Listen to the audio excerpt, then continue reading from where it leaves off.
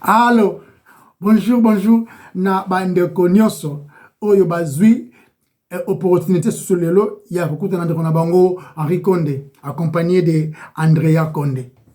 Nzambe merci parce que yende a pesi paiement les sous na biso, afin que tout la na bon mo ilelo, pour proclamer ba bienfait na ye. Mais biso banani, karaba sumuki, oyo ba bikisami nangolo. Les pécheurs sauvés par grâce.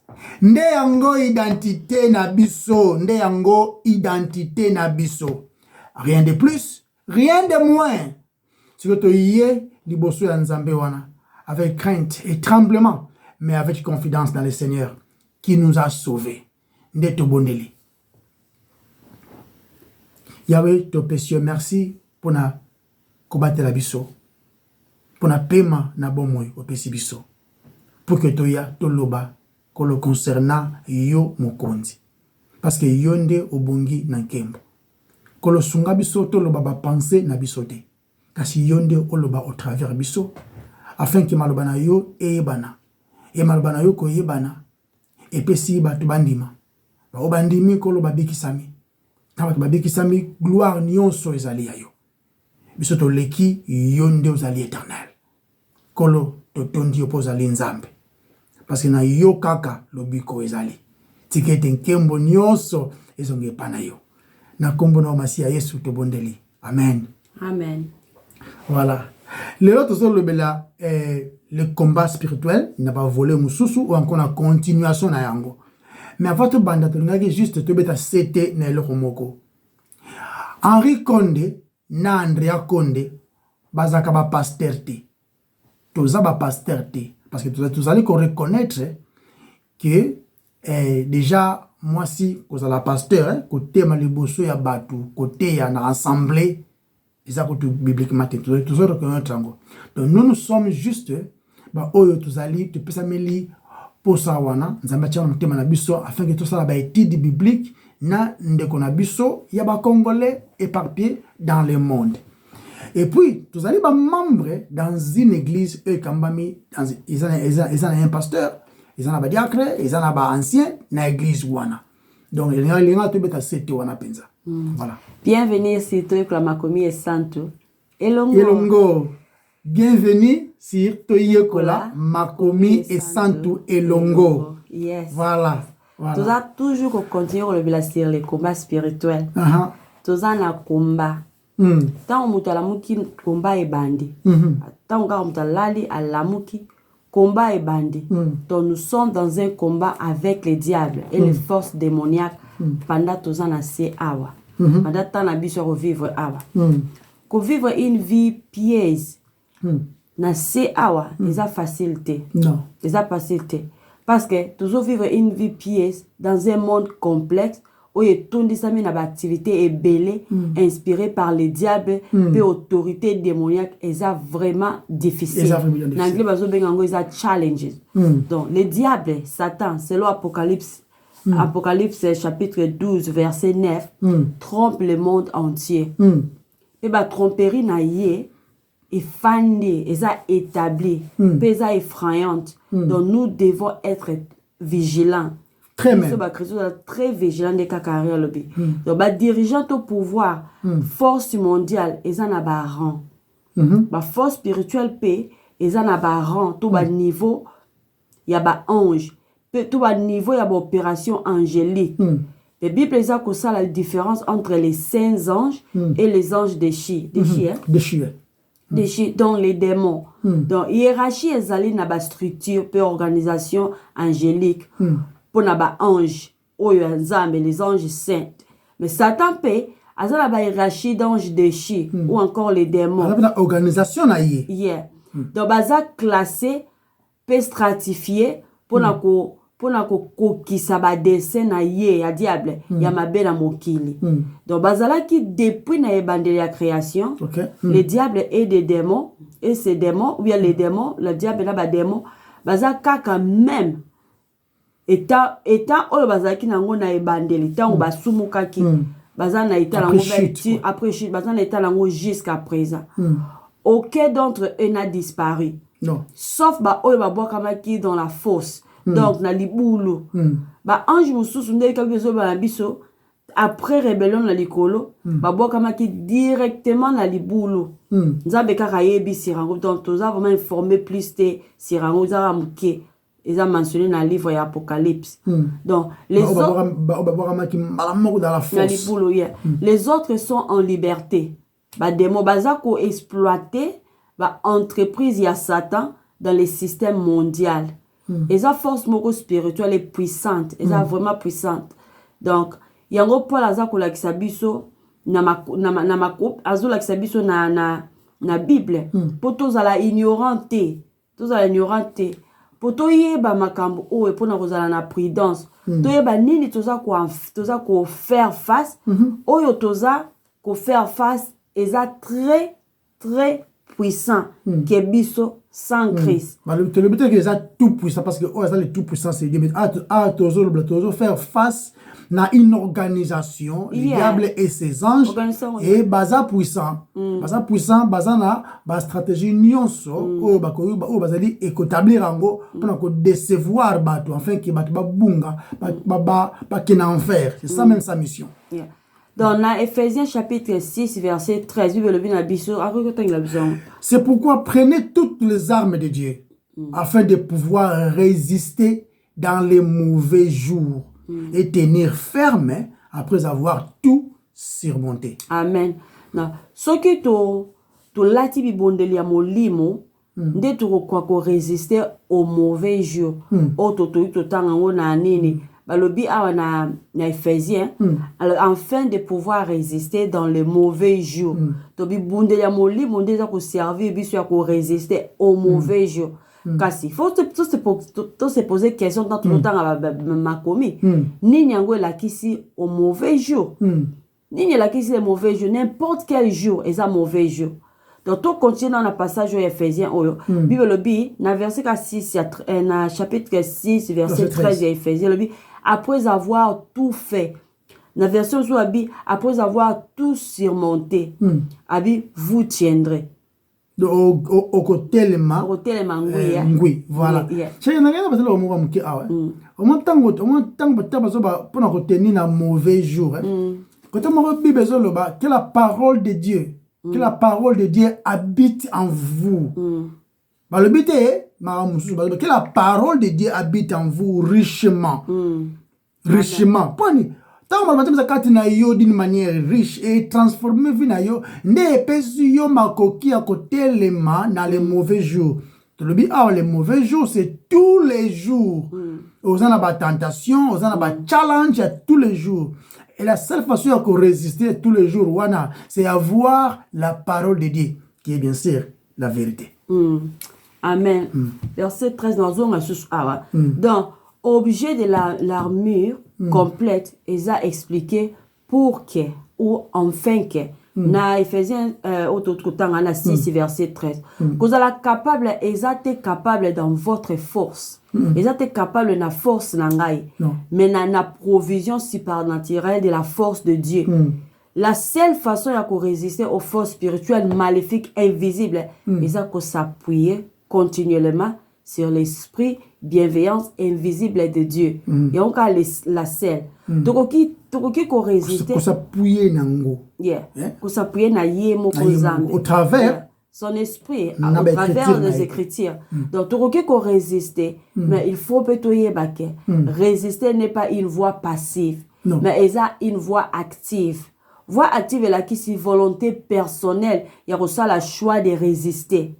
L'esprit de Dieu est qu'on force bisoter à qu'on résister et on force bisoter ça va passer biso ba na ndio ba free will parce que c'est au moins na s'appelle au moins le bien au lobby ils allaient force moko passivité ça faut ça que ils que rose la ndoto mweya dit comme oh non na tele million ndoto te aba lobby active kanga maloba nzambe désirer yango Satan so désirer yango nzamba so pesa o ba armure de ozo à la action lis la parole de Dieu vous allez rater dimanche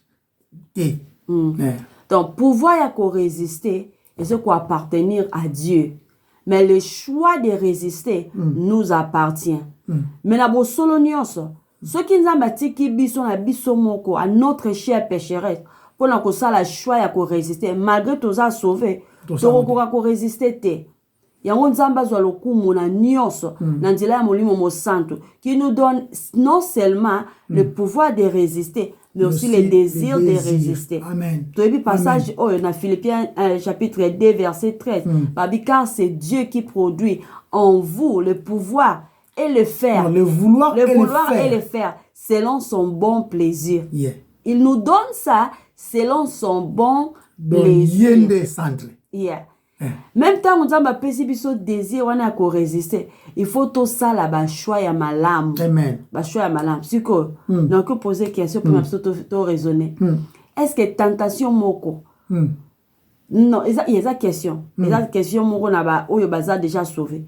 Est-ce que tentation moko makasi comme là yo peut ko résister? Ce qui répond c'est ali oui, et la tentation moko boye salamela kinga et comme la kinga na kokaki résister, c'est la puissance qui travaille. C'est la puissance du Saint-Esprit qui travaille en vous. Mais ça peut na mutu mususu. Donc ouais, et ça pouvoir ya Saint-Esprit o y permettre yo sali ke o résister. Mais ala ki yo mutu pe mutu sala ki choix na ko résister. Mais ala ki nzambende apesi yo désir ya ko résister. Pour gloire nyonso ezala ya ye pour yende le sauveur yena azali ko équiper yo afin que tentation atangwe ye yo o résister. Ndera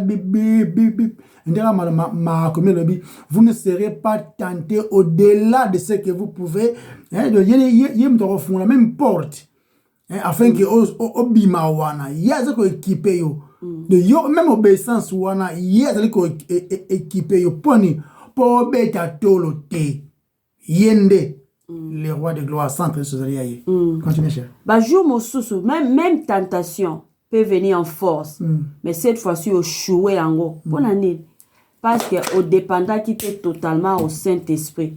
Et ça vraiment mystérieuse. Et ça vraiment la mystère wana. Et un mosusu tout tika chair na biso et résister. Tout tika chair na biso et résister le Saint-Esprit au lieu de résister au péché na masumu. Dans le péché dans la chair, le désir de la chair. La Bible le dit si vous marchez selon la chair, vous mourrez. Apôtre Paul a comme là-bas chrétien à Rome, vous mourrez. Dans Galates chapitre 7, 7 ou 8, verset 17, le dit car la chair a des désirs contraires à ceux de l'esprit. Et l'esprit en a. Fait Galates 5. Il y a maintenant continué au temps, Galates clair. 7 à 17. Car la chair a des désirs contraires à ceux de l'esprit. Et l'esprit en a des contraires à ceux de la chair. Ils sont opposés entre eux, en fait que vous ne fassiez point ce que vous voudriez. Donc, Bisso, Galates 5, verset 17. Verset 17. Car la chair a des désirs contraires à ceux de l'esprit, et l'esprit en a des contraires à ceux de la chair. Ils sont opposés entre eux, afin que vous ne fassiez point ce que vous voudriez. Amen. Merci.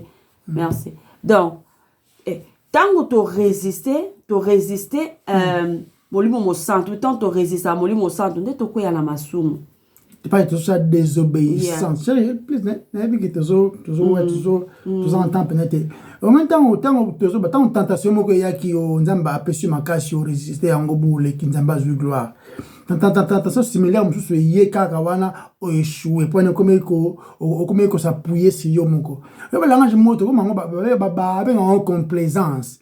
Mais ate o ngako nga rien nga bozwa ngate nga sa danger nga boy. Donc comme ko ça là il y a des gens qui comment on langage wana alors que si on tombe dans langage wana comme comment on a yende ayebi akoki on dirait à produire en lui-même pour le vouloir et le faire. C'est la tentation monsieur soit chrétien comme chrétien comme ko rely na yemo ka comme on a qui na za vraiment spirituel na za bo yango tant tentation ya akoya comme ko dépendre na yemo na se rappeler na film moko na ngo Pilgrim Progress na epite ngo na anglais ça là qui bon temps dia ba ya ko tenter na orgueil et ba chrétien belé a mythique na orgueil wana Le pèlerin, je crois. En français, Yeah. ça comme... Les pèlerins sont payés. Donc, seul l'ennemi ne prend pas congé au combat. Yango wana une vigilance continuelle et ça nécessaire na part na biso. Tous en a 100% dépendance dans Nzambe. Mais tous en a 100% ya responsabilité. Tous a 100% responsable. Donc chaque chrétien aza soldat oyo abengami ya ko résister au diable. Ya ko abandonner le monde et à nier les convoitises de la chair. Cause à la ferme pour résister. Et ça, qu'on s'appuyer aux côtés du Seigneur. Qu'on s'appuyer aux côtés du Seigneur, et ça, c'est s'opposer à nuance oyo, et ça, péché et mondaine. Oyo, ils allaient qui auparavant attractif, nabiso, ils allaient qui corrompant, et asservissant. Donc, Satan, ça vraiment méchant. Mais comme je suis esclave, Yeah. Satan, yeah. Onguna za vraiment méchant. Et son royaume est le royaume du péché. Du péché. Donc, qu'on s'oppose naïe et ça qu'on lutter contre les péchés. En fait que vous puissiez résister au mauvais jour, au jour de la tentation ou de toute affliction douloureuse. Donc, yango la semaine passée, toloba qui ni ne sa combat spiritualité. Nalobi bien qu'on lutter contre le diable et ça qu'on la comitika à côté du Seigneur et ça qu'on lutter contre les péchés parce que le diable na diable na ba démon baza wana baza ko vivre dans le baza basumuki te baza lisumu za ki found na bango wadeza baza corrompu bango déchu tala au moment tango zoloba te résister Bible bien résister le diable et il fuira loin de vous. Qu'on résister wana ezolobela action les seules armes tozolobela awa eza kaka maloba nzambe oyo eza pe na contexte voilà. Diable a travaillé na masumu bis na ye eza batu bazala bafanda na masumu bit na ye pe ezali attaquer biso to sumuka. Le combat spirituel eza bongo eza toujours parce qu'il y a les péchés wana et diable a yebi très bien que Nzambe alingara lisumu te ata lisumu moko Nzambe alingara te. Donc combat spirituel eza combat spirituel pour na ko résister au diable eza lutte contre les péchés. Yango la fois passée toloba ki combat spirituel eza te ke bombanga na makila po ba molanga te. Yango combat spirituel te.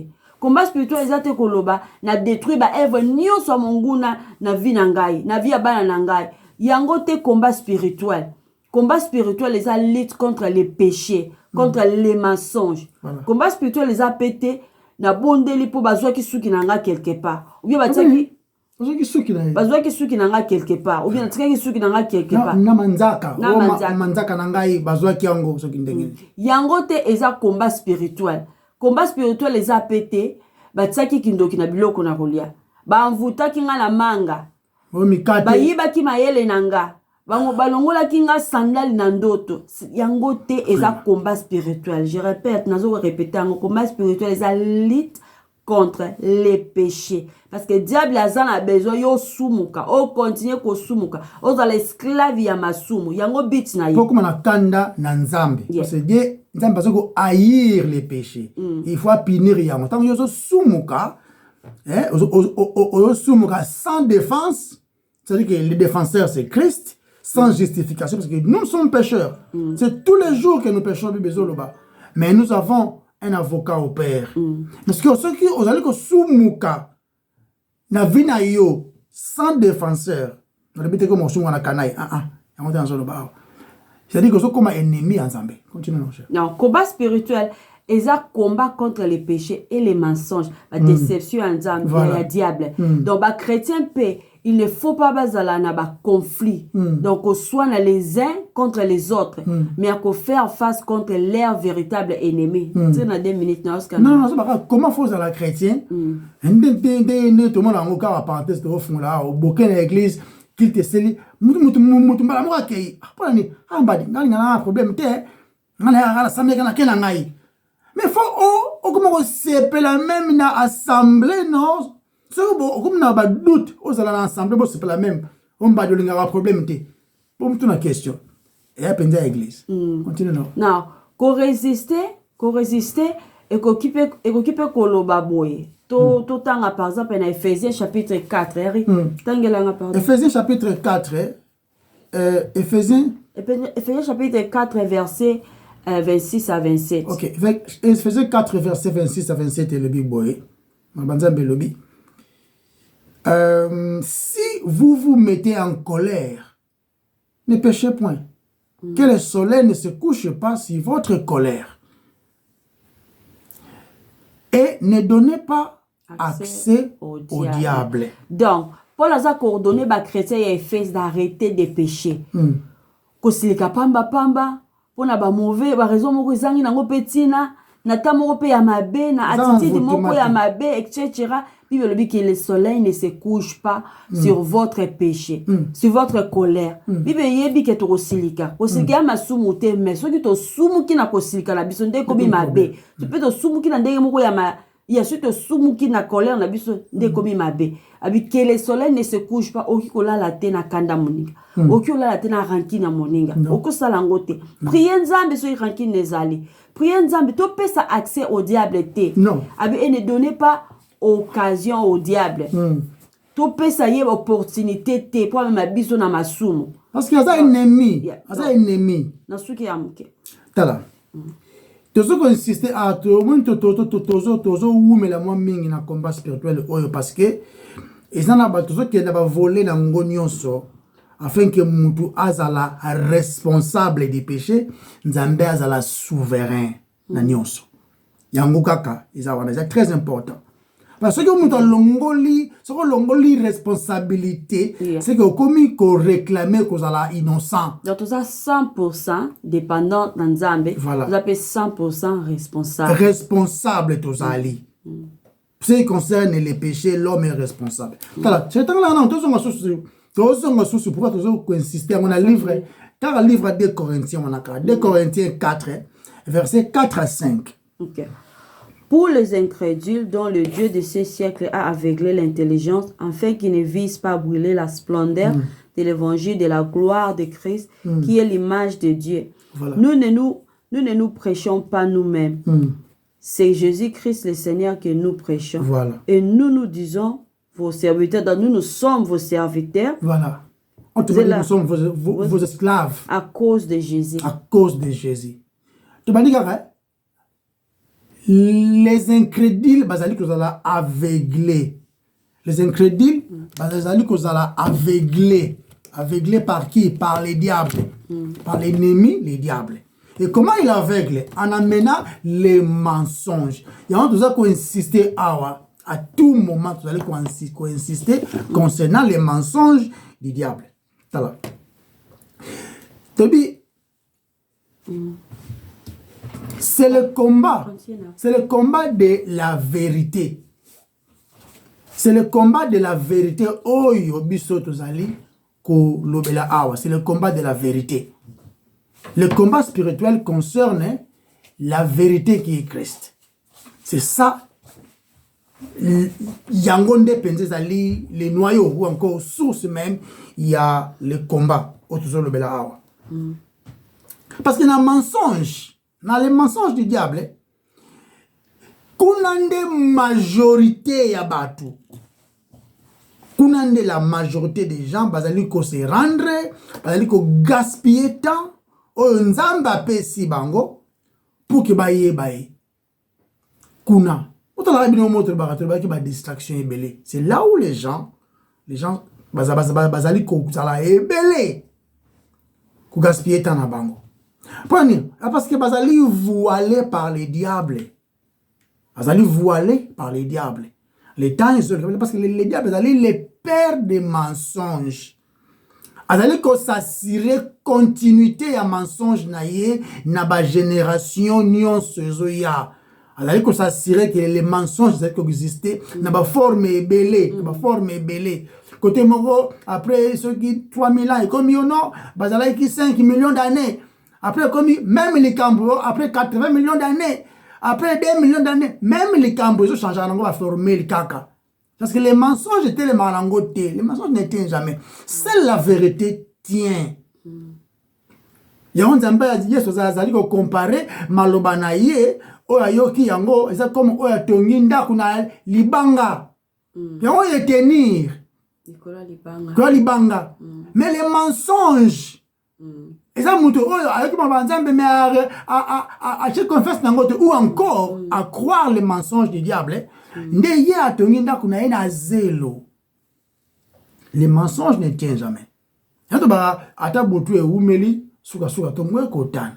Atelo ke vani na mulili suka e makana poisse. Parce que les mensonges ne subsistent jamais. Moto ayoki baloba nzambe atsonga na misala ta kipango taza moto atoninda kuna ye na mabele. Tango trouble ko ya e ko ya. Au tenir te. Les jours dans le jour à trouble ko ya au tenir te. Parce que la Bible bina na makamana verset wana ya bandaku. Et bandaku mo ezo mona on dirait ya ndenge moko. Et ça peut sibi na même circonstance. Seulement que na ba intempérie oyo koto e résister. Oyo ba intempérie oyo koto e résister te. Et résister te. Vous comprenez? Résister te. Vous allez insister.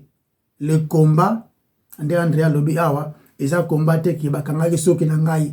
Na l'autre qui note bazolo la ngai montre, bazolo la ngai sandal, nazo sanza soki boy, yango te le combat spirituel. On na zamba ngoko boy, na l'autre kana mai. C'est un esprit des eaux, et n'importe quoi. N'importe quoi. Combat spirituel. Il y a un combat spirituel. OK, ba comme on les démons des eaux. Les eaux dépendent d'un d'autres. Ole otala ke oza mosumu te oza kosumuka chaque jour oza tenté à pécher à chaque jour ozo koya kaka yozo tala ka bandoto tala eza na bato bamona ka demona nyonso le aza expert na bamona ba demo atambola nzela eza na shop mo batera café babenga ngo Starbucks par exemple. Donc, on a des mots partout. Nous avons kosaka. Azo kosa.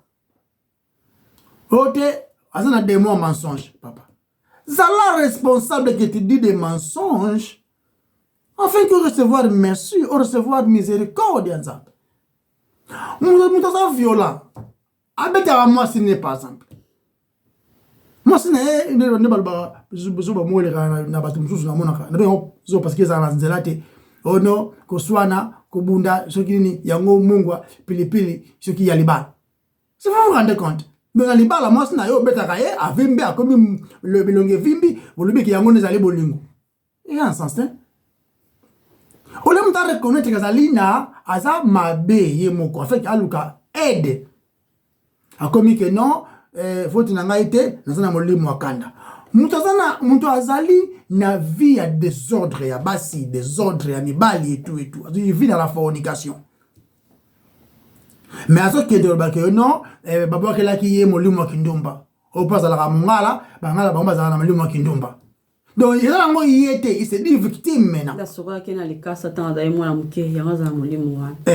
Parce que ba raison ezangitina. Parce que na mukuwa ce qui ya makaku yango na azamakasi yango na obunda pamba. Écoutez, il est violent. Au lieu de prendre conscience à reconnaître ma soumnae et puis à senga miséricorde nzambe. Aucun naba délivrance zanginzela mutuna makolo. L'homme est responsable. Tant que je constate désobéissance et je constate les soumou, l'homme est responsable. Mutuma psenga ye, nzambe soka ba ki ça qu'est-ce que Satan a ça mabe pour ça kela ki. D'autres remonter dans une question quoi biso. Ne poni alors les nera nzetango. To limiter ça mais la penser na biso. Poni alors les nera nzetango te. Ne ça va, ne nzambe so à l'aise. Asa les sages, les plus sages. Do yo le kinzambe o lingo comme conseiller nzambe quoi. Ceux qui sont en place ne lingo ça la mieux que yé. Tu vas le remonter quoi. Le salaire du péché c'est la mort. Les salaires, ça mérite. Et sa responsabilité au yimotoazu yango. Nde yango pe nde yango membrali wa. Mais Bible dit les dons gratuits. Les dons gratuits de Dieu. Les dons gratuits de Dieu. C'est sa miséricorde. La vie éternelle, l'homme doit reconnaître ses péchés afin que aïba ko senga miséricorde nzambe oyo nzambe paye moko afungole lié porte au moyen de l'évangile prêcher na batnet ba Henri Konde moko boy na ba Andrea Konde moko boy. Parce que Dieu il est miséricordieux, il est riche en bonté, il est lent à la colère. Parce que azaki mutu ne maatro ne te fâchera pas en bande ko tu maatro déjà. Tala. Oui, un mot très simple à blâmer mutu mususu. C'est ma camboye simbate. Ma moye simbate na ba critère na yo moko eh. Comme blâmer batu. Et comme mon amour alobi. Hotel mena qui retard pour bisi qui retard, ya on a été na musa pour bisi qui retard. Pendant que la moko qui retard. Mais alingia comme ko justifier retard na ye. Obisi mtia qui retard. Yemu talamuki retard, yemu takeno la retard, atali ba filmer zangi nango penzela, alaki la mettre 2h du matin, il se lève en retard, a raté, mais c'est comme que non, nga ite, mais c'est mutuelle qui retard. Au téléphone nanga sona quitté. Ndiango excuse. Et qui pose à la voix sona quitté, mais faut accepter que la Ndima ki na qui retard. Pour la muka qui retard. Malgré tala. Mutu akeluka musalate, aluka musalate, asisi classe, aluka musalate. Et l'autre, il n'a pas comme ça, est-ce que aluka musala? Ok, n'a pensa, on s'est raté, oui, d'accord. Est-ce que déjà, bimana dossier na yo, classe na yo, otangela, ok, atana bureau moko boye, atana ba Congo, ok, aluki musala. Est-ce que au salaire, est-ce que au chata CV? Hein?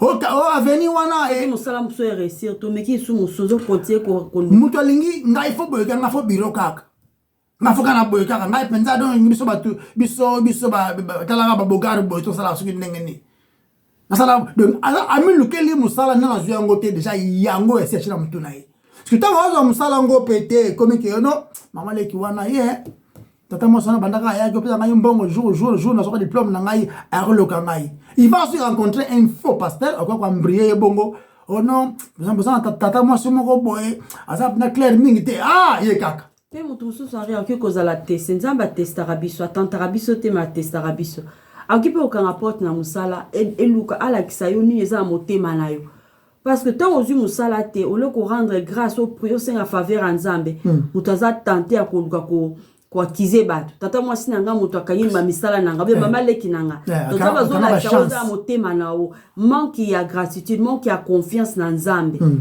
yango za danger donc au moins na moto bandelo ba ote ça des mots de pauvreté mona so bala te comme yo des mots de célibat au quartier na babala raté so ko te quartier wana et sili libala za susute o bala au moins te ba vient te ba na quartier na ba babala raté basa mi bala ba mama ba ya butu. Reste soit comme ça. Parce que on va l'arrêter pour un masque de vieillesse. Pendant que y a mon quoi vivre la vie des autres, à attendre la route vete, à ça comme n'engue ya lingeli. Il me parle balinga bango peut-être monsieur comme non, comme un masque de vieillesse. Donc oyo ezolongola souveraineté en Nzambe. Ezolongola souveraineté en Nzambe. Et puis mutu azoboa ka responsabilité côté mususu. Et tant que ça na attitude wana ozo kwea na piège ya munguna. Ozo kwea na le combat oyo ozo komundima les mensonges et la perdition est certaine. Parce que batu baza concentré à koluka ka ba délivrance pour améliorer la vie terrestre. Azaki abalaki te alingi abala batu baza ko se soucier même pas ya oloba que non que ta volonté soit faite aki oluki musala ozu yango te Nzambe lukumu zonge pa na yo contentement contentement exact oluki ki obala mwasi moko boye ekendaki oluki ye mais esimbi te Nzambe merci tu n'as pas permis. basi boni oyo fallait ki yo bana na vie na nzambe épargner na bango lelo comment on sepela bi sona balaki mwana mwasi wana nde mawa mingi dans le livre 1 Timothée chapitre 6 verset 6 la Bible zo ba maramba le contentement mais le métier que ça à l'aise na parsi wana à l'aise jamais non le contentement c'est attitude ya ko accepter autorité à tela maboko na yo. Non, on attend en cas. Le but c'est en effet une grande source de gain qui la piété avec le contentement. Yeah. Donc batou au lieu ba crier dans le Seigneur ou devenir le sauveur na bango. Mais bazali ko tala makambo ya bango concernant na finalo lenga na bango moko et de ces faits pour le roi dans balate c'est que ça démon il y a célibat le roi dans botate c'est que ça démon il y a stérilité le roi nazali donc partout ba tcheba démon partout ala ti bilamba ya biente bilamba na katana soit disant mode oli amona kezali immoralité ye communauté ça molimo ndambo ça on va Congo wana ça mawa mingi et ça immoralité mais ça on dit ndambo te et ça pour mutazo croire que soki na bali soki na boti soki na zuiboy ndena kozala satisfait donc mutu wana bato baza sauver bako découvrir satisfaction na bango na nzambe apporte pour la joie qui yango alobi que apprendre à vivre sans la misère et dans l'abondance. Dans la disette aussi. Yeah, azoloba kozala na nzambe ko perdre nyonso eza pour Christ.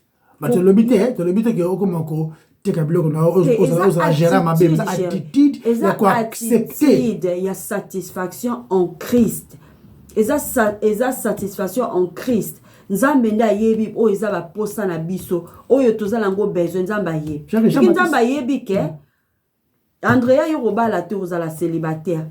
Mais ngamu tu na ko soutenir yo ngamu na prendre yo contentement na nzambe eza décision ya bien eza bien pour na biso c'est Dieu qui est au contrôle ceux qui te commettent aux yeux loko te comme comme la ngomba moko des mois pour eza manque ya contentement et mutu aza satisfait jamais en Christ ça satisfait na biloko na zo croire que ces choses déjà pour satisfaire et c'est ça le diable ya non pour à distraire na o eza important makasi après Jean-Baptiste Bible alibi l'homme ne peut que recevoir au Nzambe apesi. L'homme ne peut que recevoir au Nzambe apesi. Tous à la attitude ya que ta volonté soit faite. Ndé yango la vérité. Ndé yango la vérité. Ndé yango penza la vérité. Parce que Nzambe a ça au contrôle de toutes choses. C'est ce que par les maîtres de temps et de circonstances.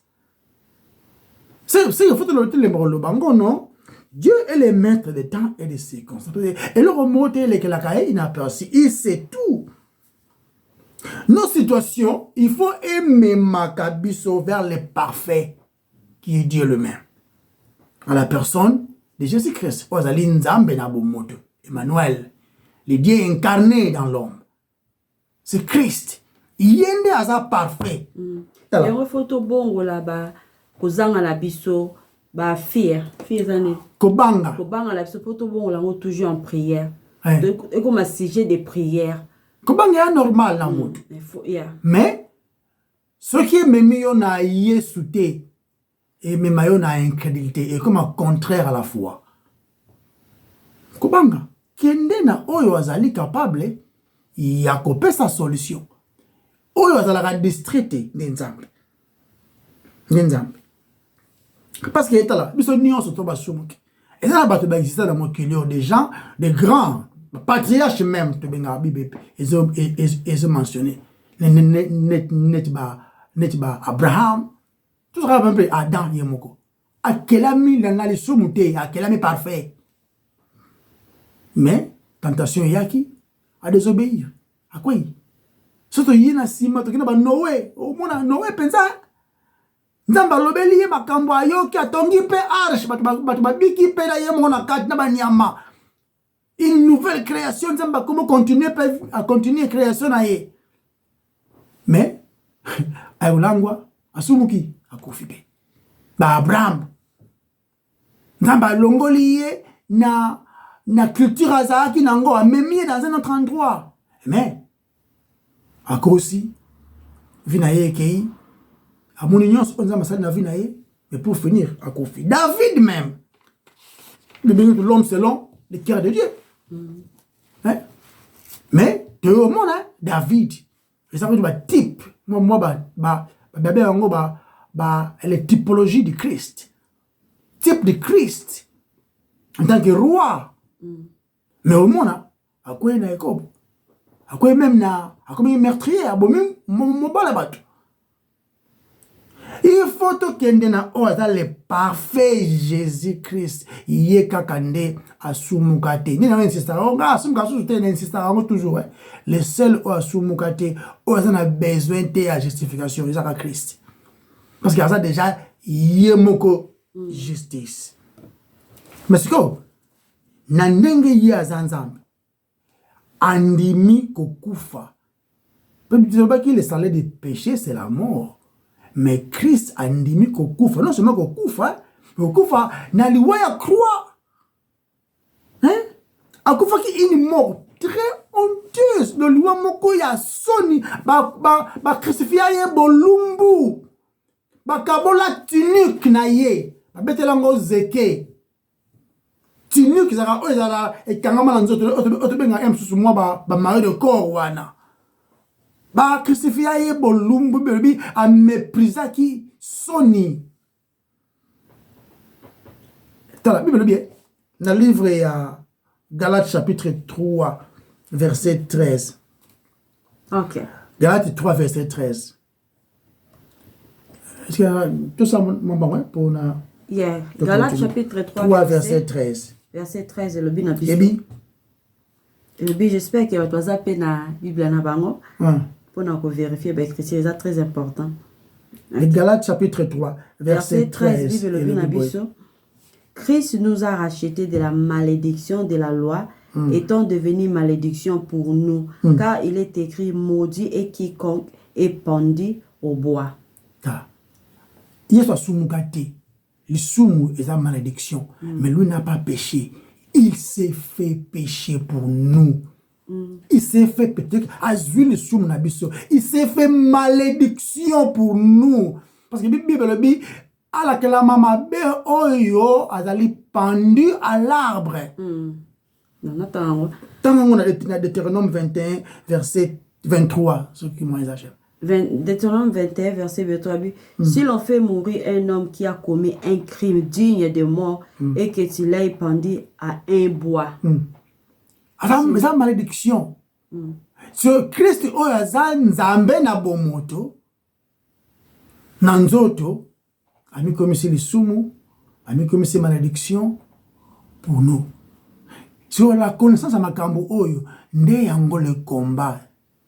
C'est le combat de la vérité qui est Christ. Ça combattre yaba ko chasaka ba milimo yakanda milimo akotonga. Non, c'est le combat de connaître Christ étant le Seigneur, le Sauveur. C'est lui qui a pris votre place. Akufina esika na yo parce que le salaire du péché c'est la mort, mais il vous donne les dons gratuits au yo mérité. La connaissance de ces choses, nde yango combat tous nango. Nde yango combat tous nango. C'est vers lui que nos yeux doivent être fixés pour que tu obtenir miséricorde. Vers lui. Sinon, la perdition est inévitable parce que Nzambe a juste ce qui a mis miséricorde pana yo pour résister yango, il ne reste plus qu'une autre chose. La malédiction, la colère qui reste. Colère, le regard quand on miséricorde des alliés, aux appels substitution, substitution. L'église est belle, ils ont prêché l'évangile. Ils ont prêché l'évangile à tant mon quête. Bible là. Vous invoquez le nom de Jésus et vous serez sauvés. Ok, invoquez Kaka si tu connais qui il est. Qui il est. Mais le diable, il fait tout la possibilité là pour que oyeba tenani yesu azali. Ou encore oyeba yesu moko yaba imagination. Donc, voilà un peu danger, il y a les vrais combats au Ebiso to Zanango. Donc, c'est le combat de la vérité. Jésus-Christ, ne yende la vérité. Ok. Voilà. Now, comment résister? Kolata bilamba, il faut kolata bibundeli. Où il y a une vie vertueuse et fortifiée dans l'homme intérieur par l'Esprit de Dieu. Où il y a assurer une résistance efficace dans l'attaque diabolique et le diable fuira loin de nous. Et si vous avez instruit, vous avez ordonné, vous avez instruit, il y a l'immoralité. Il y a et le but de dans 1 Corinthiens chapitre 6 verset 18. Fuyez l'impudicité. Quelques autres péchés. Fuyez l'impudicité. Quelques autres péchés qu'un homme commette, ce péché est hors du corps. Mais celui qui se livre à l'impudicité pêche contre son propre corps. Ok, lequel a bisopé tout en appelé pour Nathan, tout en appelé dans 1 Corinthiens. Verset 10 à 14. Tout qui m'a l'idolâtrie. C'est pourquoi, mes bien-aimés, fuyez l'idolâtrie. 1 Corinthiens 10, verset 14. Fuyez. Ma Maria, te. Idolâtrie, là, ici, comme ça, l'anzambe mususu. Oza ba instruction, ba pesi biso, azo coordonner biso. Pour résister au diable. Premièrement, tu le fouiller l'immoralité. Et deuxièmement, tu fouiller l'idolâtrie. Puis quand tu fouiller ces choses, l'homme de Dieu, l'amour de l'argent. L'amour de l'argent. Les chrétiens, il faut fuir yango. L'amour de l'argent est beau. La Bible, il servir des choses, des maîtres à la fois. À quoi ir moko, puis à quoi linga mosusu. L'argent, l'amour de l'argent. Ou bien Christ. Et puis, c'est dans le sens, c'est non seulement pour servir. Vous n'allez jamais esclave, il y a des maîtres. Vous jamais vous allez couper sa totalité à des maîtres. Tu ne peux pas le faire. Car l'amour de l'argent est une racine de tous les maux. On a 1 Timothée chapitre 6, verset 11 à 13. Ok.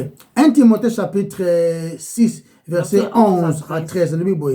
Pour toi, homme de Dieu, fouille ces choses et recherche la justice, la piété, la foi, la charité, la patience, la douceur. Combat les bons combats de la foi. Saisis la vie éternelle à laquelle tu as été appelé et pour laquelle tu as fait une belle confession en présence d'un grand nombre de témoins.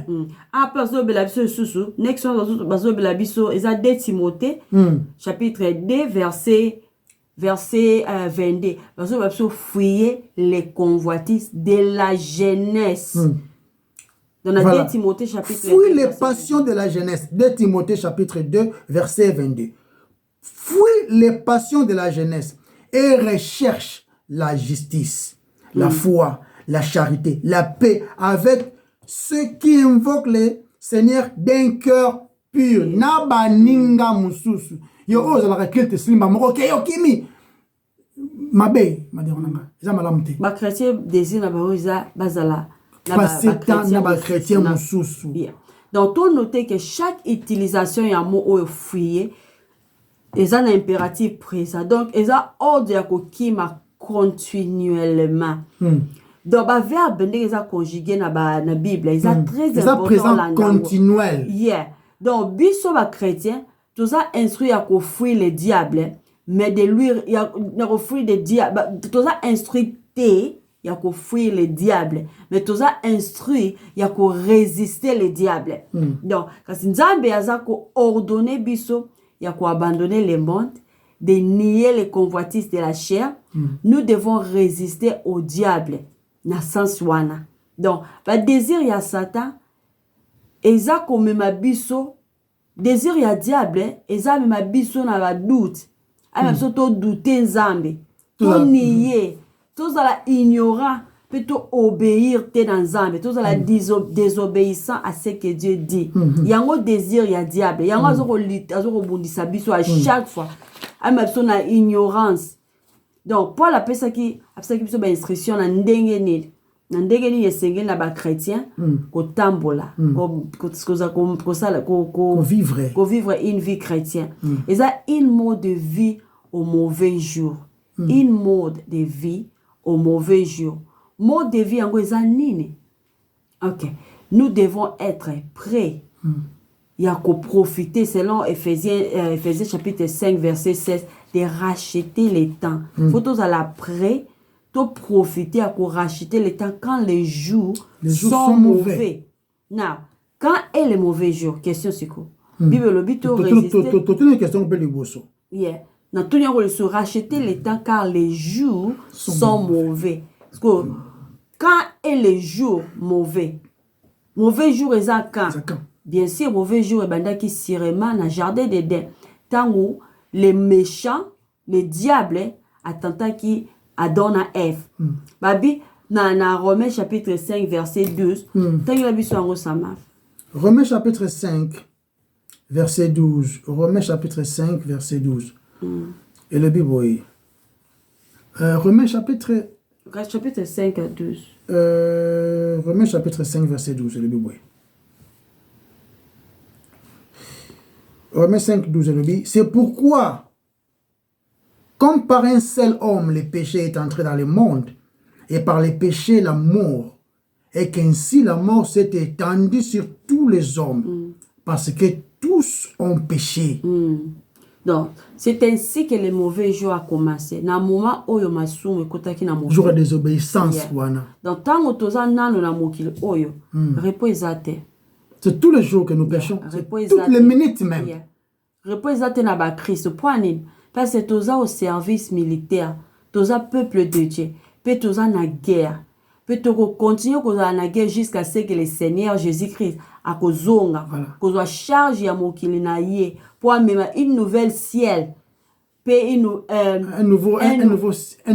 Un nouvel ciel et un nouveau ciel. Et une nouvelle terre. Et une nouvelle terre. Donc, par conséquent, chaque jour dans la vie d'un chrétien, il y a potentiellement un jour mauvais. Parce que tu as faire face à un ennemi, ou il y a mauvais, ou il y a haïr Nzambe. Peut-être que mon image de Nzambe, ils ont passé à détruire. Donc, chaque jour où le malheur vient sur nous en force, il y a les jours mauvais. Il y a un jour, il y a ma baie. Pourquoi? Parce que jour il y a tentation, il y a un mauvais jour.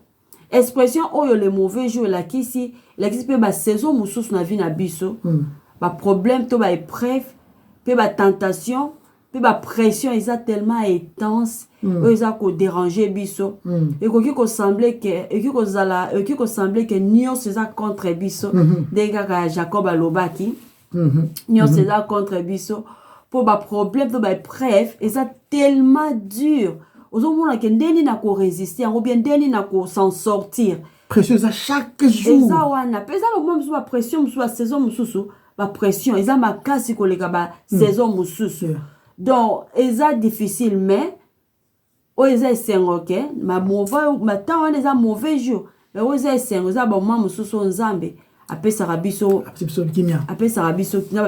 kimia malgré la tentation ya diable. Dieu nous donne toujours la victoire. À tel moment où il y a difficile, il y a qu'au durer. Il y a qu'au durer temps et belé. Il y a même pas année. Car c'est la miséricorde et la grâce de Dieu. La vie n'abisso, c'est lui qui nous soutient. Qui nous soutient. Ok, bah après il va na paix, ils ont libéré la tête. Ils ont libéré mal au Nzambe paix. Ils ont coupé sa vie sur confort. Donc, Nzambe yebisi biso qu'en général, la vie est une lutte. La vie, ils ont covaré na une étance à l'autre. Mais Nzambe azana ngambo na biso. C'est-à-dire que ba challenge ezali. Pour au moins Dieu pouvait bien que l'on la même moto na vie ya ba Shadrach na ba Meshach na Abednego, il pouvait bien que l'on éviter moto zala. Mais il a permis moto wanezala pour qu'il yende azala ya yamine na kati wana. Dans nos combats, Dieu est avec nous pour nous donner la victoire. Enfin, gloire ils ont pas naï. Donc la victoire c'est être fidèle et cela demande de résister. Tu remarqué à résister. Donc résister tout qui est dans le livre, il y a Jacques chapitre 4, verset 7. Jacques a dit, pour résister au diable. Passage, et quoi? Il fuira loin de vous. Tout résister à fuir loin de nous. Yeah. Nous n'avons pas chassé et envoyé pour envoyer diable n'importe où. Mais il y a qu'à résister. Pierre a dit la même chose. Alors, tout à l'heure, Pierre, on a 1 Pierre chapitre 9. Avant tout soumettez-vous.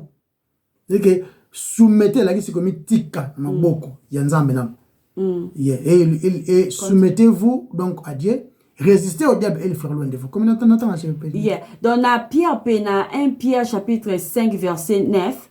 Donc, verset 8. Chapitre 5, verset 9.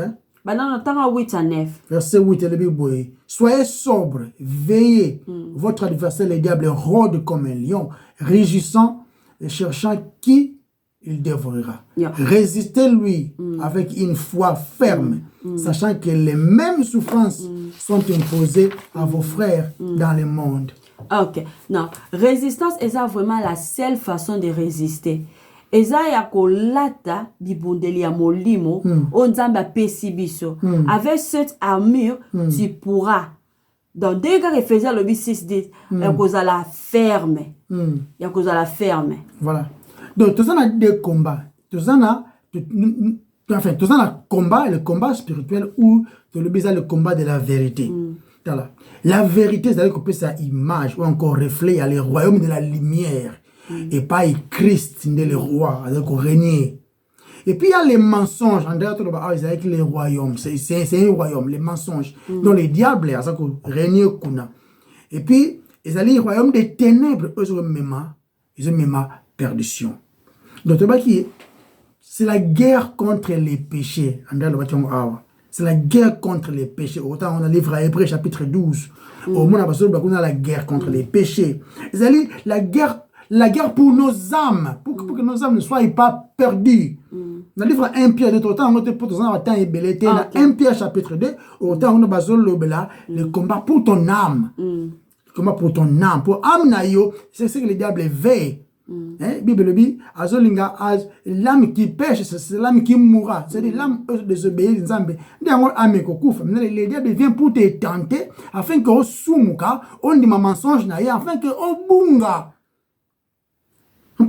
Et ça, c'est le combat de la foi. Remarquez Jésus. C'est le combat de la foi. Tant que Jésus prié pour l'apôtre Pierre, non? Le diable voulait venir pour cribler la foi.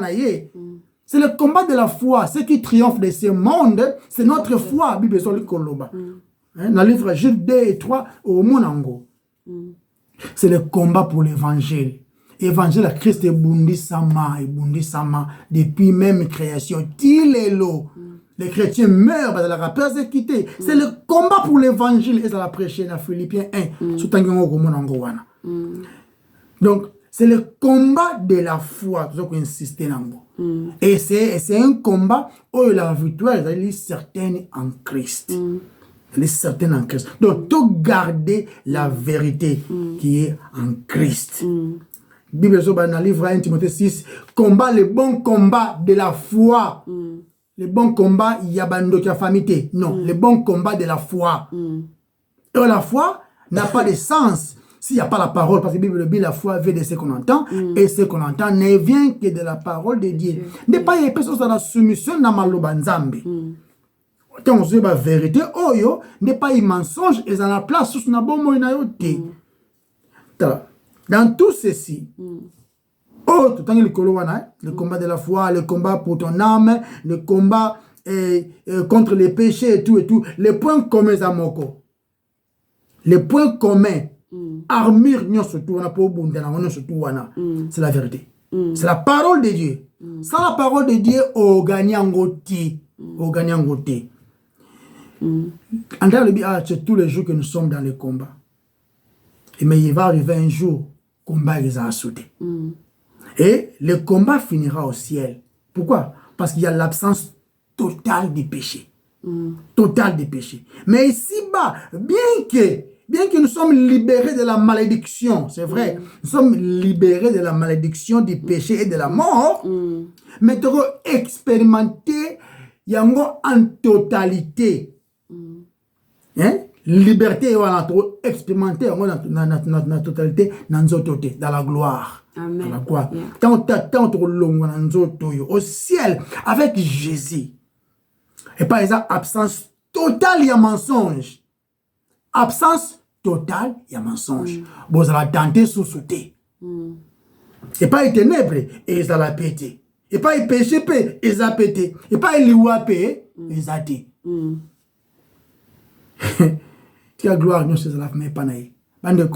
C'est le combat de la vérité. C'est le combat de la vérité. Nzambe, Azwa, Lokum. Tout bon de l'Inza. Yahweh, to pesio merci. To kumisio parce que malobano is vrai. Sunga biso to continuer kondima malobana yo. To persévérer dans la vérité. Et pas ekoi maloba oyo. Malobana yo ekitakate ça sans epolisa mabele ndenge mbula.